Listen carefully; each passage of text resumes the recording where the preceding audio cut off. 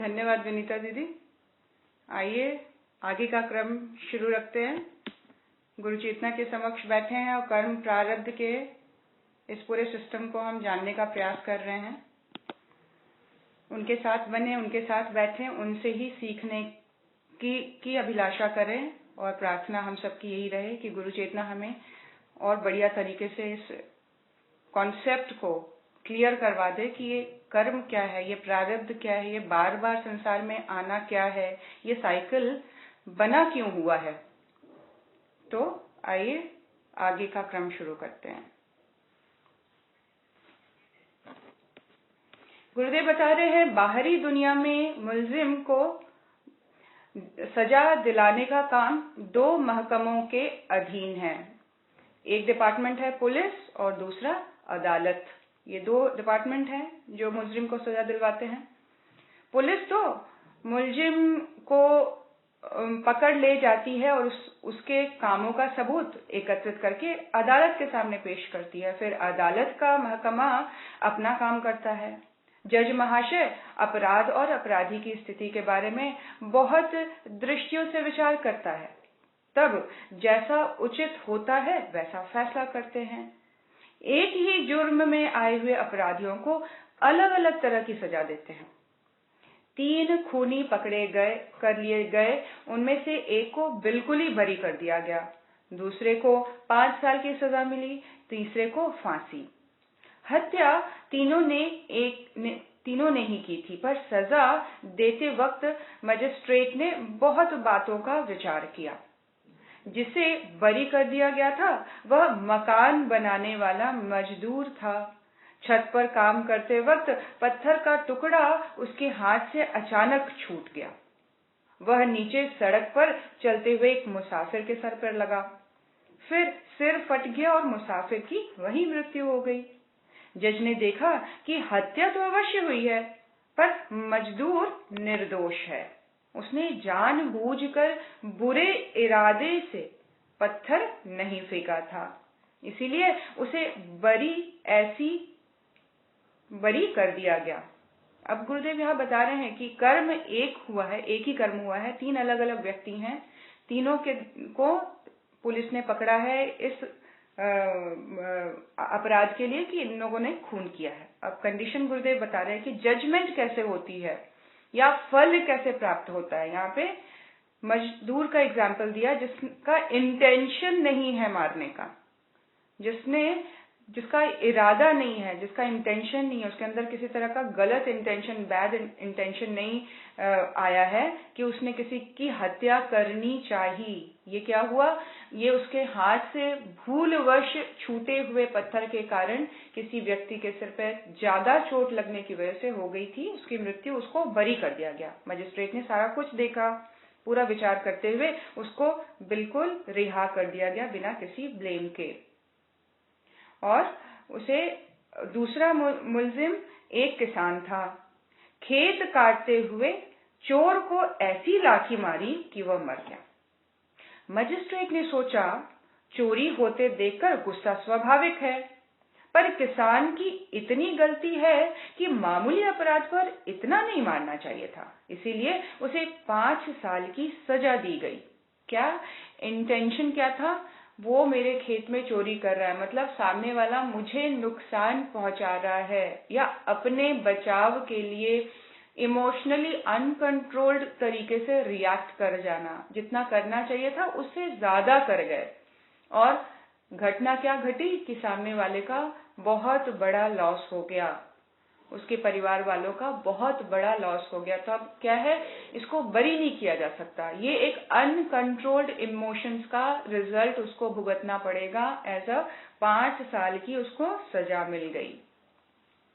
Magistrate ने क्या सोचा, चोरी होते देखकर किसी को भी गुस्सा आना स्वाभाविक है, लेकिन रिएक्शन जो था वो जरूरत से ज्यादा था, इसीलिए उसे 5 साल की सजा मिली। अब तीसरा व्यक्ति जो है वो एक मशहूर डाकू है। एक धनी पुरुष के घर में रात को घुस गया और उसका कत्ल करके धन माल चुरा ले गया। इसका अपराध जघन्य था, इसीलिए फांसी की सजा दी गई। तीनों ही अपराधियों ने खून किया था, जुर्म का बाहरी स्वरूप एक सा था, पर मजिस्ट्रेट सूक्ष्मदर्शी होते हैं। वह बाहरी बातों को देखकर ही सजा नहीं दे डालता, वरन भीतरी बारीकियों पर भली प्रकार विचार करके तब फैसला सुनाते हैं। गुरुदेव अब अगला काम बता रहे हैं कि हमारी जो चित्त वृत्ति है या हमारे अंदर जो बैठा चित्रगुप्त है, वो किसी भी चीज की रिकॉर्डिंग किस बेसिस पे कर रहा है, क्योंकि वो अंतर मन है, वो बिल्कुल निष्पक्ष जज की तरह देखता है किसी भी चीज को। उस हिसाब से कर्म फल आपके लिखते चले जाएंगे, वहां पे उसको उसकी लकीर खींच दी जाएगी। देखा जाएगा कि गलती से हुई है कोई चीज, अनइंटेंशनल है, इंटेंशन के साथ है, बट एबनॉर्मल रिएक्शन था, और जहां पे पूरा इंटेंशन है, पूरा हर्ट करना है सामने वाले को, बिल्कुल ही फुल एक गलत इंटेंशन के साथ काम करना है सामने वाले को पूरी तरह से हर्ट करने के लिए, उसका इफेक्ट अलग है। तो 3 बातों का ध्यान रखते हुए, भीतरी बारीकियों का ध्यान रखते हुए तब कर्म फल को सेट किया जाता है। अब यहाँ गुरुदेव बता रहे हैं कि भीतरी दुनिया में क्या हो रहा है। भीतरी दुनिया में गुप्त चित्र या चित्रगुप्त पुलिस और अदालत दोनों महकमों का काम स्वयं ही करता है। यहाँ पे डिपार्टमेंट एक ही है जो दोनों का फंक्शन कर रही है, पुलिस भी वही है और जजमेंट अदालत भी वही है। यदि पुलिस झूठा सबूत दे दे तो अदालत का फैसला भी अनुचित हो सकता है, परंतु भीतरी दुनिया में ऐसी गड़बड़ी होनी संभव नहीं। अंतःकरण सब कुछ जानता है कि यह कर्म किस प्रकार से, किस इच्छा से, किस परिस्थिति में क्यों किया गया। वहां बाहरी मन को सफाई या बयान देने की जरूरत नहीं पड़ती, क्योंकि गुप्त मन उस बात के संबंध में स्वयं की पूरी जानकारी रखता है। क्या कह रहे हैं गुरुदेव? अंतर्मन इतना स्ट्रांग है, इतना वो अनबायस्ड है, और इतना ट्रांसपेरेंसी उसके अंदर, सूक्ष्म दर्शिता उसके अंदर है, वो सूक्ष्म तरीके से हर एक चीज को जानता है। तो ऊपर से कही हुई चीजें, कई बार मन बोलता है नहीं मेरी गलती नहीं थी, लेकिन अंतर्मन आत्मा की आवाज उठती है, नहीं यहाँ तुम गलत थी, ये इंटेंशनली तुमने ऐसा किया था, और उस व्यक्ति ने परेशान होकर फिर ऐसे रिस्पॉन्ड किया। उसको ब्लेम नहीं देने की जरूरत है। हम कई बार फोर्सफुली ये बताना शुरू कर देते हैं कि सामने वाला व्यक्ति गलत है, मैं नहीं, लेकिन आत्मा को पता है सब। आत्मा बिल्कुल एक मिरर की तरह होता है, शीशे की तरह, जो है वो दिख रहा है, पूरा क्लियर इंटेंशन सामने दिखना शुरू हो जाता है। यहाँ पे किसी भी तरह की सफाई या बयान की जरूरत नहीं पड़ती है, गुरुदेव कह रहे हैं, क्योंकि गुप्त मन उस बात के संबंध में स्वयं ही पूरी जानकारी रखता है। कहीं जाने की, किसी से पूछने की, किसी की के जस्टिफिकेशन की जरूरत नहीं है कि कोई आके आपको ऊपर से मीठी बातें बोल दे, कंधे पे हाथ रखे, कोई बात नहीं, तुम्हारी गलती नहीं थी, हाँ वही गलत है, उसकी ही गलती है। लेकिन नहीं, अंतर्मन तो सब जानता है। ऊपर से सहारा मिल जाए, उसका 1% एक सेटिस्फेक्शन रहेगी कि चलो मेरे अपने संबंध या मेरी दोस्ती नहीं टूटी, लेकिन कहीं ना कहीं अंतर्मन जानता है कि ये गलती, इसका जो बेस है वो मेरे अंदर है, इसका जो रूट कॉज है वो मैं हूँ। ये जानती है आत्मा। आत्मा को सारी चीजें क्लियरली पता है, उससे कुछ भी छुपा नहीं है, कोई भाव नहीं छुपता उससे। इसी को कह रहे हैं गुरुदेव, क्योंकि गुप्त मन उस बात के संबंध में स्वयं ही पूरी जानकारी रखता है। हम जिस इच्छा से, जिस भावना से जो काम करते हैं, उस इच्छा या भावना से ही पाप पुण्य का नाप होता है। इंटेंशन क्या है किसी काम को करने से पहले के पीछे? आपके घर में अगर बूढ़ी सास है, आप खिज के, चिड़चिड़ा के, परेशान होकर उसको अगर जरूरत की चीजें प्रोवाइड कर दे रहे हैं, तो आपकी सेवा भावना अधूरी है, अधूरी भी नहीं, इनकम्प्लीट है। आपकी भावना प्योर नहीं है, आप भाव से सेवा नहीं करना चाह रहे हैं, आपका इंटेंशन क्लियर नहीं है। इंटेंशन देखता है, गुरुदेव कह रहे हैं यहाँ अंतर्मन आपके भाव को देखेगा। हो सकता है ऊपर से पैर दबा रहे हो, अंदर ही अंदर बोल रहे हो पता नहीं क्या तो प्रॉब्लम है, कब तक दबाना पड़ेगा, मेरा समय कितना वेस्ट हो जाता है। हाँ, आए दिन इनको पैर दबवाना है मेरे से। क्या इंटेंशन खराब कर तो रही है, फिजिकल बॉडी सेवा ही कर रही है, ऊपर से देखने वाला बोलेगा वाह कितनी अच्छी सेवा चल रही है, लेकिन अंतर मन डिस्टर्ब्ड है, अंतर मन झल्लाया हुआ है, तो वो जो पुण्य फल था वो निल होता जा रहा है, वो जीरो होता जा रहा है। क्या फायदा? जब आप फिजिकली उस चीज को कर रहे हो तो पूरी तरह से इमोशनली भी इन्वॉल्व हो। गुरुदेव कह रहे हैं यहाँ भावना को परखा जाता है, किस भाव से हम उस कार्य को कर रहे हैं वो बताएगा कि ये पाप से भरा कार्य था या पुण्य से भरा।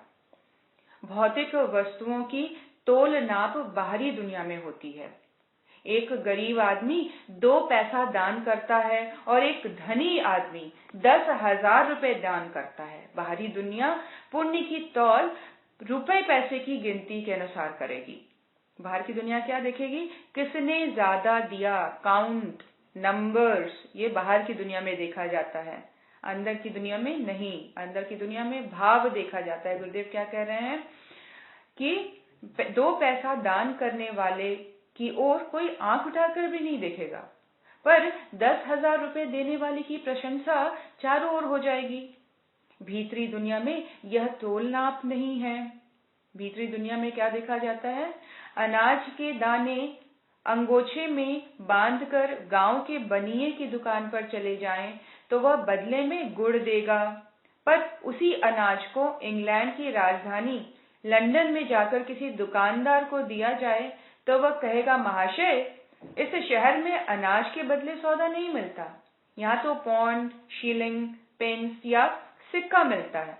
ठीक इसी प्रकार बाहरी दुनिया में रुपयों की गिनती है। गिनती से काम के बाहरी फैलाव से, कथा वार्ता से, तीर्थ यात्रा आदि भौतिक चीजों से यश खरीदा जाता है, पर चित्रगुप्त देवता के देश में ये सिक्का नहीं चलता। वहां तो भावना और इच्छाएं देखी जाती हैं। वहां क्या देखा जाता है? भगवान श्री कृष्ण ने अर्जुन को उसका वह लाखों आदमियों को महाभारत के युद्ध में मरवा डाला। भगवान श्री कृष्ण ने अर्जुन को उकसाकर लाखों आदमियों को महाभारत में मरवा डाला। लाशों से पटी भूमि, खून की नदियां बह गई, फिर भी अर्जुन को कुछ पाप न लगा, क्योंकि हाड़ मांस से बने हुए कितने खिलौने टूट फूट गए, इसका लेखा जोखा चित्रगुप्त के दरबार में नहीं रखा गया। भला कोई राजा यह हिसाब रखता है कि मेरे भंडार में से कितने चावल फैल गए? 5 तत्व से बनी हुई नाशवान चीजों की कोई पूछ आत्मा के दरबार में नहीं होती। अर्जुन का उद्देश्य पवित्र था, वह पाप को नष्ट करके धर्म की स्थापना करना चाहता था। बस यही वह इच्छा खुफिया रजिस्टर में दर्ज हो गई। आदमियों के मारे जाने की संख्या का कोई हिसाब नहीं लिया गया। दुनिया में करोड़पति की बड़ी प्रतिष्ठा है, पर उसका दिल छोटा है, तो चित्रगुप्त के दरबार में वो भीख मंगा शुमार किया जाएगा।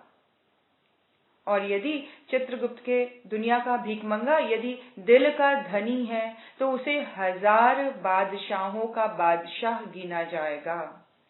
यहाँ पे गुरुदेव बहुत फाइन एक बता रहे हैं कि वहां पे चलती किसकी है, सिक्का किसका है इस चित्रगुप्त की दुनिया में। यहाँ सिक्का दौड़ता है भावना का। यहाँ सिक्का दौड़ता है कि हम किस भाव से कर रहे हैं, हमारा इंटेंशन कैसा है किसी काम को करने के पीछे। गुरुदेव को एक बार चोट लगी तो एक सब्जी वाली ने, जो कि बहुत ही गरीब थी, उसने अपनी एक दिन की पूरी कमाई का पैसा डॉक्टर को देते हुए कहा कि मेरे गुरुजी को चोट आई है, आप कोई सबसे बढ़िया दवाई बताइए, आप मुझे सबसे बढ़िया दवाई उनके लिए दें, मैं उनको दे के आऊंगी। तो वो उसको कोई ट्यूब बता दी गई और वो उसको अच्छे खासे पैसे देने पड़े उस ट्यूब के बदले, और वो ट्यूब लेके गुरुदेव के पास पहुंची। बताते हैं गुरुदेव कि गुरुदेव उस ट्यूब को अपने सरहाने के नीचे रखते थे और उस ट्यूब को हमेशा वो अप्लाई किया करते थे। ऑल्दो वो इतना इफेक्टिव नहीं था, लेकिन गुरु क्या है? गुरु भी चित्रगुप्त की तरह है। गुरु एक मतलब ईश्वरीय तेज क्या देखती है। अब यहाँ पे चित्रगुप्त की बात ले लीजिए, अंतर्मन ले लीजिए, आत्मा ले लीजिए, ये सारी चीजें क्या है? ये सारी चीजें कॉन्शियस के लेवल पर। और वो चेतना क्या देखती है? वो चेतना भावना देखती है। गुरुदेव बड़े प्यार से उस ट्यूब को हमेशा अपने तकिए के नीचे रखते थे और माता जी के साथ हमेशा उसकी इंसिडेंट की घटना का बड़ा प्यार से वो चर्चा किया करते थे। तो गुरु चेतना क्या देखती है कि किसी व्यक्ति ने छोटे से छोटे काम को भी किस भाव से किया है। भावना प्रधान है। किसी भी कर्म में हमारा भाव क्या है, उसका लेखा जोखा लिख जाता है। अब भाव के तौर पर हम जब एक ही भाव के साथ एक ही कर्म को बार बार करते हैं सेम इंटेंशन के साथ, तो वो ही बड़ी गहरी लाइन के रूप में, संस्कार के रूप में हमारी अंतर चेतना में बैठ जाती है। उसी को संस्कार कहा जाता है। फिर कहा जाता है वो ये लाइन है जिससे निकलना मुश्किल है। संस्कार एक ऐसी चीज है जिसको गुरु ही तोड़ सकता है। वो इतना सघन है हमारे अंदर, सघनता से बैठा हुआ। क्यों? हमारी भावना जुड़ी है। भावना क्या है? भावना सूक्ष्म शरीर के द्वारा किया गया कर्म। जो चीज जितनी फाइन होती जा रही है उसका इम्पैक्ट उतना ही गहराता चला जा रहा है। शरीर के लेवल पर कर्म किया हुआ इतना इम्पैक्ट नहीं डालेगा। सूक्ष्म शरीर के द्वारा कर्म कैसा हो रहा है, वो कैसे करेंगे? सूक्ष्म शरीर भाव का शरीर है।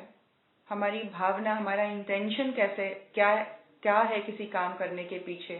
हम ऊपर से देख तो रहे हैं कि हम पुण्य कर्म कर रहे हैं, लेकिन इंटेंशन है फेमस होने का, इंटेंशन है सभी मुझे जाने, इंटेंशन है सब मेरी कलाकारी को देखे मैं कैसे बोलती हूँ, देखे मैं कैसे एक्सप्लेन करती हूँ, देखे मैं कैसे गाती हूँ, सभी देखें, सभी मुझे जाने। क्या है?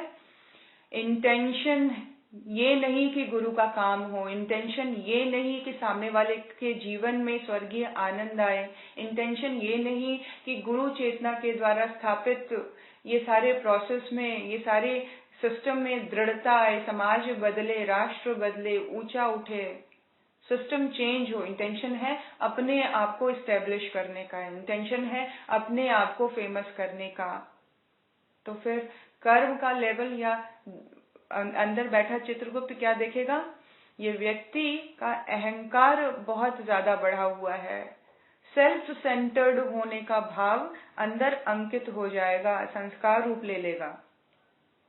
ये क्या है? अंदर फाइन लेवल पर किस भाव से किसी काम को किया जा रहा है। शरीर को हिलाना आसान है, शरीर को किसी भी लेवल तक हिला के दौड़ा के कोई भी लेवल का काम किया जा सकता है, लेकिन उसके पीछे काम कर रहा इंटेंशन कैसा है, सूक्ष्म शरीर की स्थिति कैसी है उस काम को करते वक्त, और फाइन लेवल पर श्रद्धा, विश्वास और भावना हमारी कैसी है, हम किस इंटेंशन के साथ कर रहे हैं, हमारी चाहना क्या है, हम चाहते क्या है इस काम के पीछे, हमारा एम और उद्देश्य क्या है, ये डिफाइन करेगा हमारे कर्म फल को। यहाँ पे ऊपर से अमीर होना और नंबर्स के लेवल पर ऊंचा रखना अपने पैर को, ये मायने नहीं रखता है। यहाँ सिक्का चलता है भावना की।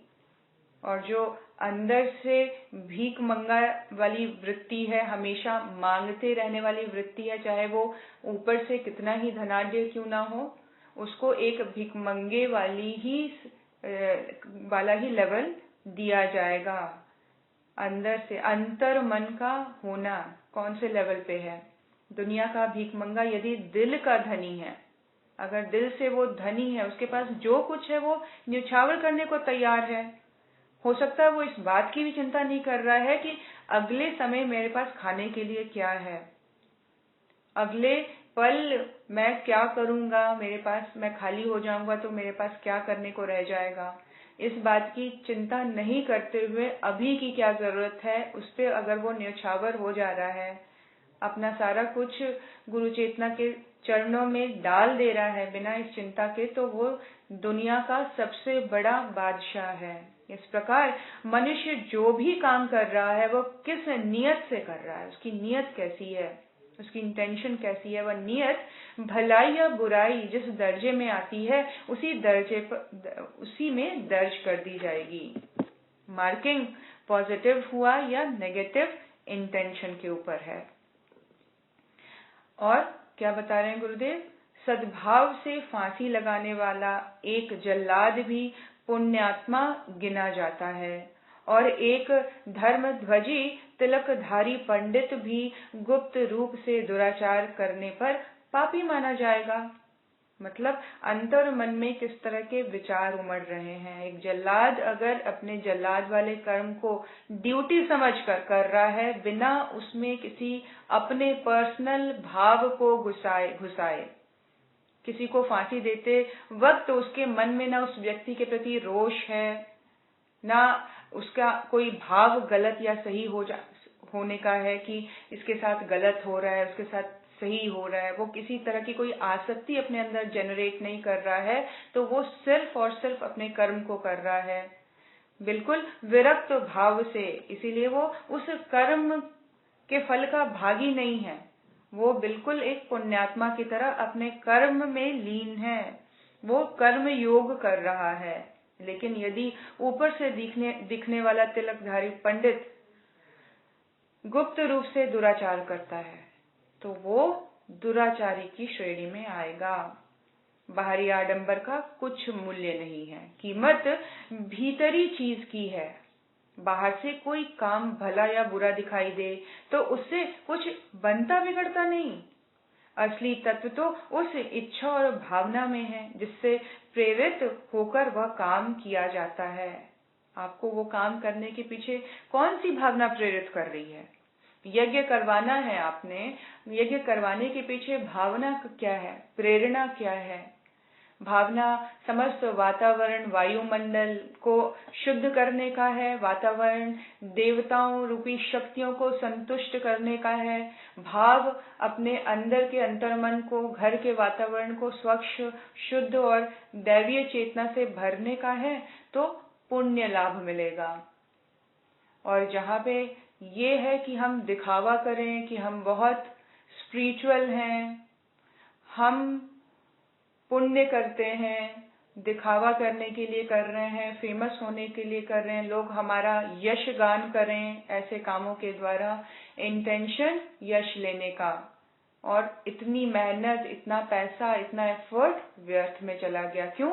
इंटेंशन सही नहीं था। कर तो यज्ञ ही रहे थे लेकिन इंटेंशन सही नहीं है, नियत सही नहीं है। नियत लोगों को इम्प्रेस करने की है, नियत लोगों की वाहवाही लेने की है। गुरु यहाँ है ही नहीं। पूरे सिनेरियो में गुरु चेतना, दैवी चेतना, ईश्वरीय चेतना, ब्रह्मांडीय चेतना, दैवी सत्ताएं कहीं नहीं है। उनको तुष्ट पुष्ट करने का भाव ही नहीं है। इंटेंशन है लोगों को इम्प्रेस करूं, लोगों को बताऊं, दिखाऊं मैं कितनी स्पिरिचुअल हूं। इंटेंशन और काम का रिजल्टेंट आउटपुट नील, कुछ नहीं, जीरो। इंटेंशन क्या है? असली तत्व तो इस इच्छा और भावना में है जिससे प्रेरित होकर काम किया जाता है। आपको कौन सी भावना प्रेरित कर रही है यज्ञ करने के लिए? कैसी इच्छा आपके अंदर आ रही है जो आपका यज्ञ करने का, आपका बुक स्टॉल लगाने का, आपका लोगों को सेवा करने का, गरीबों को हेल्प करने का, वृद्धों की सेवा करने का मन कर रहा है? इंटेंशन क्या है? लोग बड़े बड़े एनजीओज खोल देते हैं दिखाने के लिए कि हम लड़कियों के लिए, कन्याओं के लिए काम कर रहे हैं, या हम वृद्ध ऐसे जिनके कोई घर वाले नहीं है, ऐसे अनाथ आश्रमों का निर्माण होता है। लेकिन बैक ऑफ द सिनेरियो, पर्दे के पीछे क्या दिखता है कि बहुत मेजर पैसों का घोटाला चल रहा है। ब्लैक मनी व्हाइट करने का एक प्लेटफॉर्म बनाया गया था इस एनजीओ को। इंटेंशन, भावना, दिखने में जो चीज जैसी दिख रही है जरूरी नहीं है कि वो वैसी ही हो। गुरुदेव यहाँ अंदर की बात, इच्छा और भावना, कैसी इच्छा को लेकर उस काम को किया गया, क्या भावना थी उस काम को करने के पीछे जिससे वो प्रेरित होकर काम किया गया है। पाप और पुण्य की जड़ कार्य और प्रदर्शन में नहीं है, वरन निश्चित रूप से इच्छा और भावना में है। सावधान, अटेंशन। हम किसी भी काम को करने के पीछे भाव कैसा रखते हैं? हम किसी भी कार्य को करते हुए हमारी भावना, ऑफिस में काम कर रहे हैं और मन है कि 8 घंटे की जो सैलरी मिल रही है इसमें मैं कम से कम ऑफिशियल काम करूं, मैं ऑनलाइन होके जरा शॉपिंग कर लूं, मैं चैट कर लूं, सैलरी पूरी 8 घंटे की लेनी है, ईमानदारी नहीं है। और ये रिजल्टेंट, इसका आउटपुट क्या होगा? किसी भी नेगेटिव फॉर्म में आ सकता है इसका आउटपुट। हो सकता है वाकई आपकी परफॉर्मेंस गिर जाए, हो सकता है आपकी अनबन हो जाए लोगों से। वहां पे क्या है? ईमानदारी का पुट नहीं है उस काम के पीछे। और वो जो पुण्य, जो आपका प्रमोशन, जो आपका आगे बढ़ना होना चाहिए था, वो नहीं हो पा रहा है। क्यों? इंटेंशन गलत है। आते तो हैं फिजिकल बॉडी को लेकर ऑफिस के अंदर, लेकिन मन, चेतना, भाव कहीं और है। मन नहीं है इस पूरी कंपनी के लिए कुछ प्रोडक्टिव करने का। सिर्फ और सिर्फ उस समय बिता दें, सैलरी 30 दिन के बाद मिल जाए, बस यही है। कहीं कोई प्लानिंग, कहीं कोई एफर्ट उस ऑर्गेनाइजेशन के लिए नहीं दिखाई पड़ता। क्या है? इंटेंशन क्या है? किस नियत से हम किसी काम को कर रहे हैं?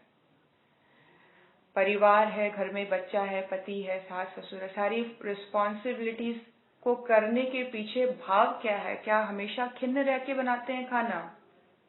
क्या खाना बनाते समय हमेशा ही एक डिस्टर्ब मनस्थिति है? एक माँ होने के नाते हमारी जो रिस्पॉन्सिबिलिटी है कि एक बेसिक चीजें अवेलेबल किया जाए, अपनी रिस्पॉन्सिबिलिटी को कितने सच्चे भाव से, कितनी तत्परता के साथ हम कर रहे हैं, वो गिनती में आएगा हमारे पाप और पुण्य में, हमारी नेगेटिव या पॉजिटिव मार्किंग में। इसको पाप वर्ड और पुण्य वर्ड नहीं भी लें तो हम देखें कि हम अपना 100% दे पा रहे हैं कि नहीं, हमारी सेटिस्फैक्शन के लिए। हम देखेंगे कि अंतर आत्मा के लेवल पर हम कितना सेटिस्फाई होते जा रहे हैं। गुरुदेव ने इस बुक की शुरुआत उस लाइन से की है, हनन की हुई आत्मा नर्क को जाती है और जिस आत्मा को पूरा पुष्ट किया जाता है वो स्वर्ग को जाती है। ये नर्क और स्वर्ग है क्या? ये पाप और पुण्य क्या चीज है? ये सिर्फ अंदर की स्थिति है। इसी धरती पर ही स्वर्ग है, धरती पर ही नर्क है। आपको नर्क देखना है, आप हॉस्पिटल्स में चले जाएं, देखें लोग कैसे शारीरिक प्रताड़ना से ग्रसित हैं। और भी बहुत सारी ऐसी चीजें हैं जहाँ पे देख के मन कांप जाता है। उनके लिए ये धरती एक नर्क से कम नहीं है। क्यों? आत्मा का हनन हुआ है। इसका मतलब कि पूरी तरह से कुचला गया है, अपने आदर्शों को, अपनी ईमानदारी को, अपनी जिम्मेदारी को कुचल दिया गया है और वहां आत्मा का हनन होता है। और पूरा ईगो, अपना अहंकार का प्रदर्शन हुआ है, अपनी शक्ति का प्रदर्शन हुआ, अपने ज्ञान का प्रदर्शन हुआ है। और क्या हुआ है? अपने ईगो को सेटिस्फाई किया, उसको बलवती किया है। बाहर वाला मन स्ट्रांग हुआ, अंतर मन को वीक किया है। यहाँ आत्मा को पुष्ट करने की बात है। जब आत्मा पुष्ट होती है तो स्वर्गीय वातावरण है। क्यों? ईमानदारी है वहां पे, आत्मा बलवती, जिम्मेदारी के साथ काम हुआ है, आत्मा बलवती है। बहादुरी के साथ हम जीवन में चले हैं, आदर्शों को और प्रथाओं के अगेंस्ट में खड़े होकर, आत्मा को बल मिला है। स्वर्ग का वातावरण बनेगा। ये स्वर्ग, नर्क, हनन और आत्मा को पुष्ट करना, ये क्या है? इसको समझने का प्रयास करें एकदम प्रैक्टिकल लेवल पे। कहीं कोई स्वर्ग अलग से नहीं, कहीं कोई नर्क अलग से नहीं। आत्मा के साथ किस तरह का हमारा व्यवहार रहा, अपनी आत्मा के साथ किस तरह का व्यवहार रहा हमारा, ये चीज डिसाइड करेगी कि सिचुएशन नारकीय होनी है या स्वर्गीय। हम कितना अवेयर रहे हैं उस भाव में, अपनी चेतना के लेवल पर, अपनी ओरिजिनल स्टेट को हमने कितना जाना, इस बात पे डिपेंड करता है। हम आत्म स्वरूप में चोरी नहीं कर सकते। अगर हमें पता है कि हमारा गुरु हमें वॉच कर रहा है या उससे हायर लेवल पर स्वरूप हमारा आत्मा का है, ये जर्नी है, यहाँ हर एक संबंध एक पर्पस के साथ मिले हैं, एक समय के साथ है, ये समय के साथ छूटते चले जाएंगे। समय के साथ जुड़ी हुई चीज टेम्पररी होती है। ये संसार समय के साथ है, टाइम फैक्टर इसके साथ जुड़ा हुआ है। जिस चीज के साथ टाइम फैक्टर जुड़ा है वो टेम्पररी है। मैं समय के साथ नहीं बंधी हुई, ये कार्य मैं नहीं कर सकती, ये सामने पड़ी हुई चीज मैं नहीं उठा सकती। आत्म स्वरूप में स्थित आत्मा को पुष्ट करना, और वो व्यक्ति बड़े आराम से किसी की चीज को उठाएगा जिसने स्वयं की आत्मा का हनन किया। आवाज नहीं सुन रहा है, मत करो वैसा, इसको दबा दिया, इसको कुचल दिया गया, इसका हनन कर दिया गया। मैं शरीर हूं, मैं ये नाम हूं, मैं अचीवमेंट हूं, मैं ये हूं करके वो चीज उठा ली गई, चोरी कर दी गई, खून कर दिया गया। कर्म का इम्पैक्ट, अपनी जानकारी क्या है अपने बारे में, मैं कौन हूं, ये सारी चीजें लिंक्ड है, ये सारी चीजें आपस में बंधी हुई है। सारा ये ऐसे मिल के काम कर रही है। स्वर्ग नर्क क्या है? अवेयरनेस है स्वर्ग नर्क, और कुछ नहीं है। अनअवेयर रहना नर्क है, अवेयर रहना स्वर्ग की स्थिति है। पास्ट में घूमते रहना नर्क है। पास्ट के इंसिडेंट को याद कर करके रोना नर्क वाली स्थिति को अपने अंदर दृढ़ करना है। ये क्या है? हम कितने अवेयर हैं अपनी स्थिति के बारे में, यही तो है क्रिएट कर रहा है स्वर्ग और नर्क की सिचुएशन। फ्यूचर की परेशानी, चिंता, क्या होगा, ऐसा हो गया तो क्या होगा, ऐसा नहीं हुआ तो क्या होगा। नारकीय स्थिति कहाँ है आनंद? उसमें नारकीय स्थिति क्या है? जहां हम एनर्जी के लेवल पर बिल्कुल डिप्लीटेड महसूस करते हैं, लो महसूस करते हैं, हमारी एनर्जी लेवल घट जाती है, खत्म हो जाती है, वही नारकीय स्थिति है। और जहां एनर्जी लेवल बढ़ी हुई है, जहां अपना पूरा पूरा ज्ञान है, अवेयर है हम अपने बारे में, अपनी स्थिति के बारे में, अपने आप को प्रेजेंट में रख पाने की स्थिति में है, दृढ़ हैं, अपने आप से बात करते हैं। और सुंदर स्थिति है तो गुरु चेतना के साथ जुड़े रहते हैं। भक्ति का भाव हमें हमेशा ही प्रेजेंट में रखता है। भक्त कौन है?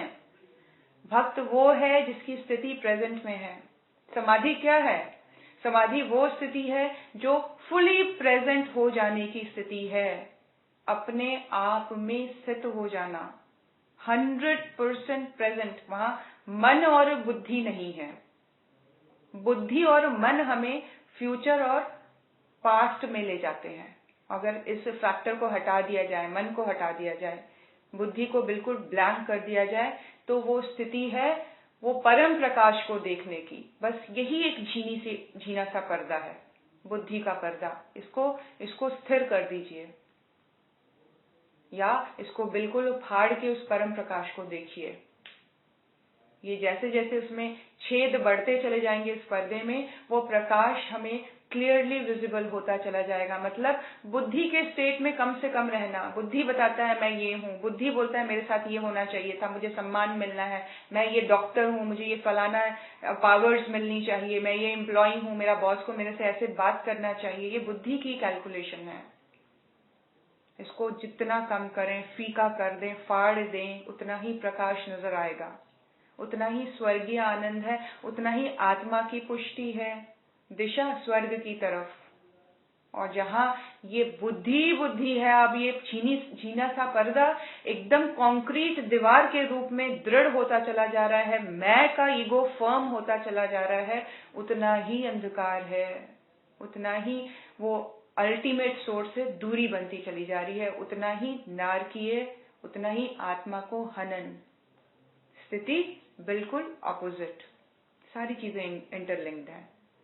देखिए कितने सुंदर तरीके से गुरुदेव समझा रहे हैं, क्लियर कर रहे हैं। बाहरी आडंबर का कुछ मूल्य नहीं, कीमत भीतर की चीज का है। बाहर से कोई काम भला या बुरा दिखाई दे तो उससे कुछ बनता बिगड़ता नहीं। आज वाकई हजारों करोड़ों एनजीओज हैं, अगर सबके इंटेंशंस बिल्कुल सही और प्योर होते तो स्वर्ग का वातावरण होता। स्वर्ग का वातावरण, इंटेंशन की प्योरिटी। दिखने में नेता है, समाज की सेवा करने के लिए लोगों ने उनको वोट देकर खड़ा किया है, लेकिन अब ये पार्टी को बढ़ाने की दिशा में चल पड़े हैं। देश तो बिल्कुल ही गायब है, देश के बारे में तो सोचना ही नहीं। अपने वोट बैंक्स को सेफ सिक्योर करना है, चाहे उसके लिए बाहर से लोगों को लाकर टेंट दे दे के रुकवाया जाए अपने देश के अंदर, उसके लिए भी वो तैयार हैं। क्यों? उनका वोट बैंक भर रहा है, उनको वोटर्स मिल रहे हैं, देश की रिसोर्सेज बट रहे हैं, देश में डिस्टर्बेंस क्रिएट हो रही है, इसकी चिंता नहीं है। अपने पार्टी को स्ट्रांग करना है। इंटेंशन रॉन्ग, गलत, स्थिति नारकीय।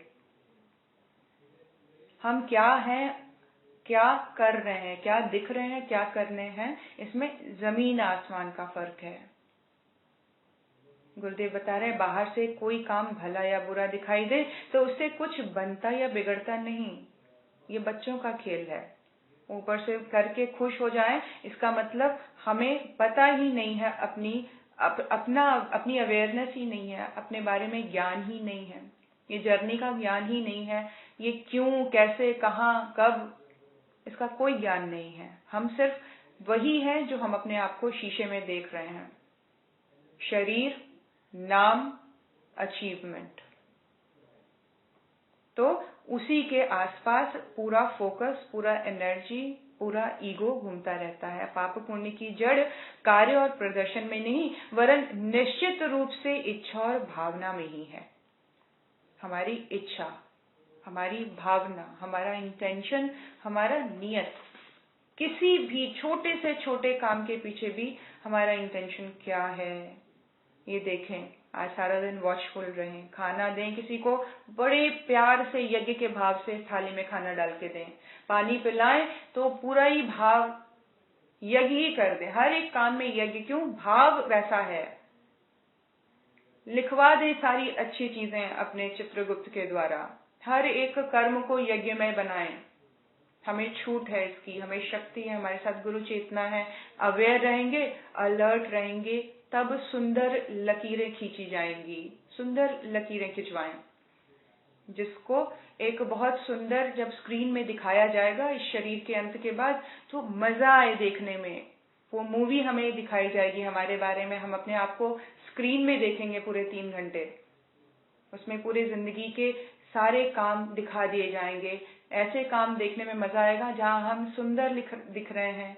फोटो खींची जाती है तो 1 सेकंड के लिए हम बहुत सुंदर सी स्माइल क्रिएट करते हैं ताकि फोटो जो हो अच्छी आए। किसी की शादी में जाते हैं, पता है रिकॉर्डिंग होगी, सुंदर से सुंदर दिखना चाहते हैं ताकि वो रिकॉर्डिंग देखें तो मजा आए। ये रिकॉर्डिंग चल रही है, दिखाई जाएगी हमें। आनंद से भर जाएं, लोगों के आंसू गिरें, श्रद्धा से मन भर जाए आपकी कहानी को सुनकर, आपकी कहानी को देखकर।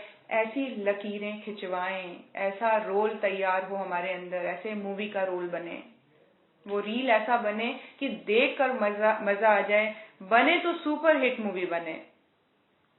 इसके लिए हमेशा अलर्ट, जिम्मेदार, बहादुरी से भरी मनस्थिति, ये सारे तत्व गुरुदेव ने कहा है। जिम्मेदारी होनी, बहादुरी होनी, समझदारी होनी, ये सारी चीजें बहुत जरूरी हैं साधक के लिए। हम कितने अलर्ट हैं, अवेयर हैं, प्रेजेंट में हैं, ये सारी चीजें सुंदर लकीरों को खिंचवा देगा।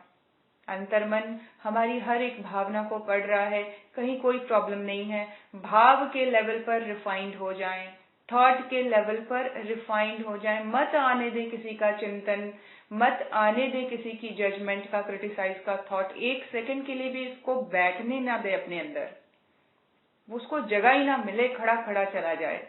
दोस्ती घट जाएगी, टूट जाएगी, वो कभी नहीं आएगा। जिसको बैठने दिया जाता है वही व्यक्ति बार बार आता है। आइए गुरु चेतना के चरणों में नमन करें। दोस्ती हो तो गुरु चेतना के साथ, संबंध जुड़े तो उस महाचेतना के साथ जुड़े जिसका एक चिंतन स्वर्णिम लकीरों को, 1000 लकीरों को खींच देता है। वहां स्वर्णिम लकीरें खींची जाएं। गुरु चेतना के साथ बैठें, अधिक से अधिक मौन रहें, शांत रहें, आनंदित रहें, पूर्ण व्यवस्थित रहें, जिम्मेदार रहें, सतर्क रहें, परिश्रमी रहें। इसी भाव से गुरु चेतना के चरणों में शत शत नमन। ओम नमोऽस्त्वनन्ताय सहस्रमूर्तये सहस्रपादाक्षिशिरोरुवाहवे सहस्रनाम्ने पुरुषाय शाश्वते सहस्रकोटियुगधारिणे नमः। सहस्रकोटियुगधारिणे नमः। ओम श्री गुरुदेवाय नमः।